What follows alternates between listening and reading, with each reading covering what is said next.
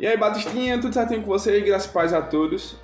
Estamos aqui mais uma vez pro segundo episódio do quadro do Study Time, que vai servir pra gente resgatar um pouquinho do que foi visto nas aulas da EBD nos domingos, certo? Lembrando, nós estamos naquela disciplina de antropologia bíblica. A gente vai entender um pouquinho sobre o entendimento, o estudo do homem dentro da questão bíblica, beleza? No último vídeo a gente viu a importância da lei, a gente meio que explicou que a lei era um elemento fundamental na cronologia, e que ela devia ser respeitada, apesar de entender que a salvação ela não vem por meio da lei, mas sim vem por meio da graça de Cristo. Mas de qualquer maneira ela tem que ser respeitada e deve ser entendida, certo? Até para dar uma base de conhecimentos bíblicos. E aí, nessas aulas que houveram nas 2 últimas semanas, a gente começou a explicar um pouquinho sobre o surgimento do homem. E para começar esse contexto, eu queria que quem tiver com suas bíblias aí possa abrir em Gênesis capítulo 1 para que a gente possa entender, certo? Então a gente começa a entender essa questão do surgimento do homem. Gênesis capítulo 1, versos 26 e versos 27 vai trazer os seguintes trechos, que vai dizer o seguinte: também disse Deus, façamos o homem à nossa imagem conforme a nossa semelhança, e tenha ele domínio sobre os peixes do mar, sobre as aves do céu, sobre os animais domésticos, sobre toda a terra e sobre todos os répteis que rastejam pela terra. Criou Deus, pois, o homem à sua imagem, a imagem de Deus o criou. Homem e mulher os criou. Então é importante a gente falar sobre esse trecho para que a gente entenda que a essência, quando Deus faz o homem e ele faz a sua imagem e semelhança, ele busca características positivas. Então ele faz o homem bom. A essência do homem ela é boa quando ele surge, certo? Contudo, o homem, apesar de ter sido feito bom, e com os seus erros ele se corrompe. Então o homem ele próprio se sabota, ele se corrompe, tá? Então o homem ele é feito bom, pois ele foi feito à imagem e semelhança de Deus, mas devido ao pecado e à corrupção que foi trazida pelo pecado, ele acaba se perdendo.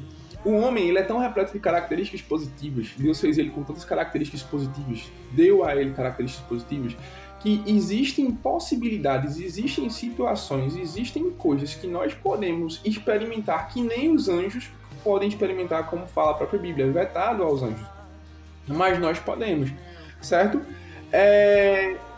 A gente também entendeu o seguinte, que esse homem, ele tende à corrupção, o homem ele tem uma tendência a se corromper, faz parte, o homem ele tende a essa queda justamente por conta desse pecado, o homem ele buscou o pecado, apesar de Deus ter dito a ele, a única coisa que tu não pode fazer é isso aqui.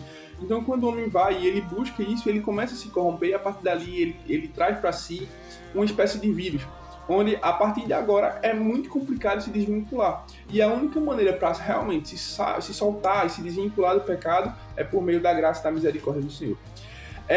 Gênesis capítulo 2, do verso 4 ao verso 8, ele vai explicar um pouquinho sobre a importância do homem quando Deus o cria. Então ele fala o seguinte, que antes mesmo de brotarem as plantas na terra, após a criação, porque não tinha chovido ainda, tá? Então existia apenas uma irrigação por conta dos rios que tinham na terra. Deus faz o homem do pó da terra e sopra em suas narinas o fôlego de vida. E o homem se torna um ser vivente. A gente tem que parar um pouquinho aqui para tentar entender o seguinte. Quando o trecho fala, no verso 7, Deus faz o homem do pó da terra. Deus ele faz um homem inanimado, um homem sem vida, apenas uma cápsula para receber ainda o espírito e a alma, que a gente vai falar um pouquinho sobre já, tá? Mas o homem faz, a gente fez até a analogia, como é que seria esse homem? Seria como se fosse uma pessoa morta, um corpo, apenas um corpo e nada mais. Não existia vitalidade, porque Deus ainda não tinha soprado em suas narinas o fôlego de vida. E a gente vai entender que existe o corpo e existe o fôlego de vida, que algumas pessoas elas tendem a discutir e dizer que o fôlego de vida faz parte de uma coisa única. Mas nós aprendemos o seguinte, que o corpo, o homem ele é tricotômico, ou seja, ele tem corpo, ele tem alma e ele tem espírito, certo? O corpo é da terra, é do pó da terra. E em Eclesiastes, capítulo 12, verso 7, diz que e o pó volte à terra como era, e o espírito volta a Deus que o deu. Então a gente vai entender que o pó, o corpo, ele vai se desfazer, vai voltar ao pó. E o espírito que foi dado por Deus, ele vai ter que voltar para Deus.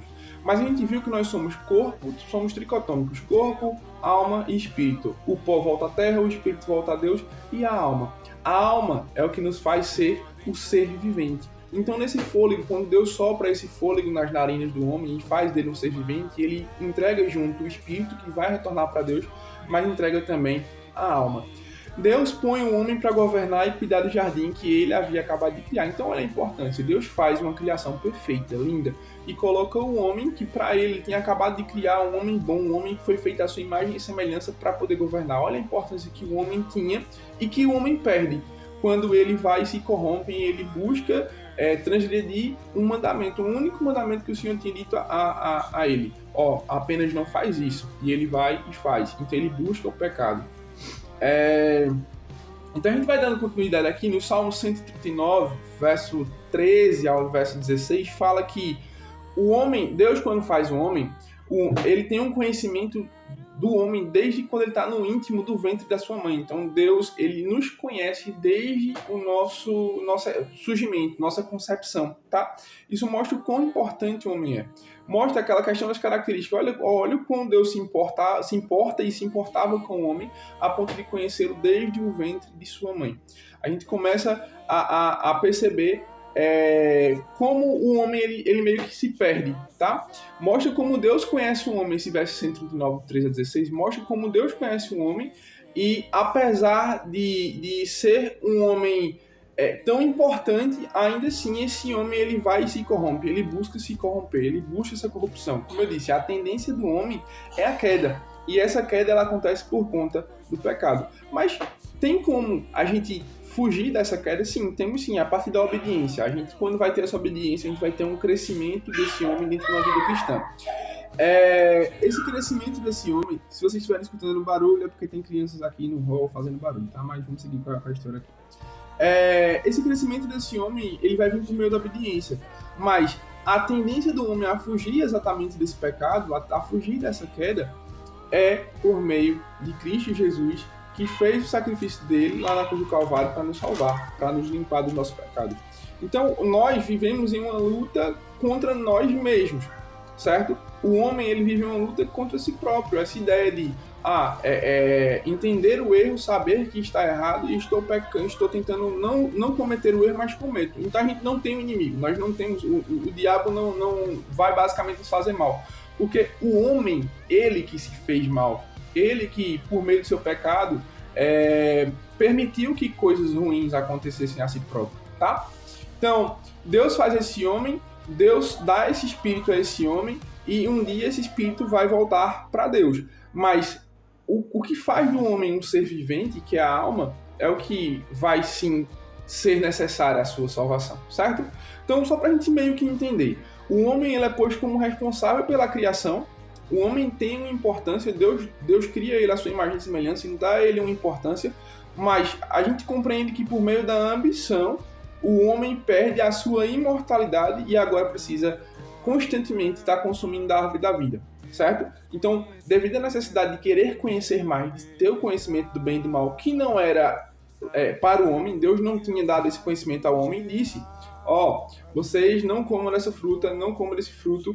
E aí, quando a serpente vem convencer Eva, eles, Deus só quer que vocês não tenham conhecimento igual a ele quer que vocês não saibam o que é o bem e o que é o mal. E o homem vai, Eva e Adão, eles vão lá e comem desse fruto, eles transgridem e agora eles sabem a diferença entre o bem e o mal, eles deixam de ser seres inocentes, eles sabem o que é o certo, o que é o errado, e consequentemente eles fazem o errado e perdem a possibilidade de se ter a vida eterna. E a partir de agora é um ser que ele é mortal, ele não é mais imortal, certo?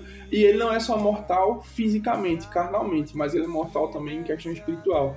Então, para que essa morte espiritual, a morte carnal, agora é necessário passar, tá? Mas para que não haja essa morte espiritual, Deus, ele manda seu Filho Jesus, certo? Para que cumpra aquela lei que a gente viu no vídeo anterior, na aula anterior, ele cumpra aquela lei e nos resgate e compre as nossas almas do inferno, compre as nossas almas do pecado, e aí, por meio da sua misericórdia, da sua graça, agora nós podemos ser salvos, tá? Então esse foi o material que a gente estudou nos últimos 2 domingos, ainda temos mais 2 domingos de aula, tá? Então é importante que vocês estejam presentes para poder aprender um pouquinho mais e estar conosco também, não só aprendendo, mas compartilhando informação, socializando, então construindo uma base forte para que a gente possa pregar o evangelho cada dia mais, beleza? A gente se vê aqui nos próximos vídeos e um cheiro para tudo. Papai te abençoe.